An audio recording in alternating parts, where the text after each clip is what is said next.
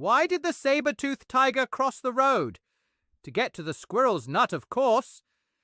Deep in the frosty grip of the last ice age lived a squirrel named Squeaky.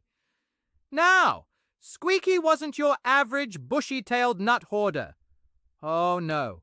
Squeaky had the nut. Not just any nut, mind you, but the acorn of destiny, rumored to grant eternal acorn munching at least. Squeaky guarded his precious acorn with the zeal of a woolly mammoth defending its last patch of moss. Predators were a daily nuisance, but Squeaky had developed an impressive array of defensive tactics. One day, a particularly grumpy cave bear lumbered into Squeaky's territory, nose twitching.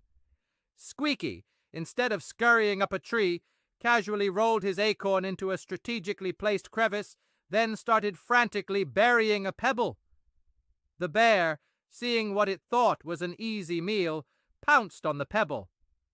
Squeaky, meanwhile, zipped away with his real treasure, leaving the bear to ponder the existential meaning of a very unnutty rock.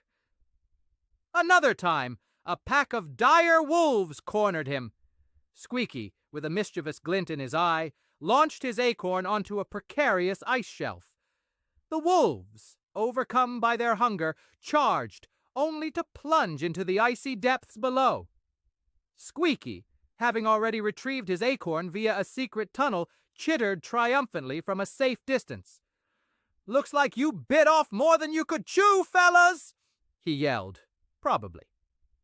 But Squeaky's most daring feat involved a family of truly enormous short-faced bears.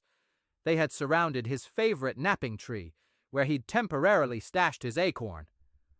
Squeaky, knowing direct confrontation was suicide, decided on a more fragrant approach. He spent an entire afternoon gathering every single ripe and utterly pungent berry he could find. Then, under the cover of a blizzard, he meticulously smeared the berries all over the bears while they hibernated. The next morning, the bears awoke, not to the sweet smell of victory, but to an overwhelming aroma that made even them gag. They fled the area in disgust, leaving Squeaky to reclaim his acorn, muttering, "That'll teach 'em to mess with the squirrels all de berry bomb." His friends, the other squirrels, often wondered why Squeaky went to such extremes.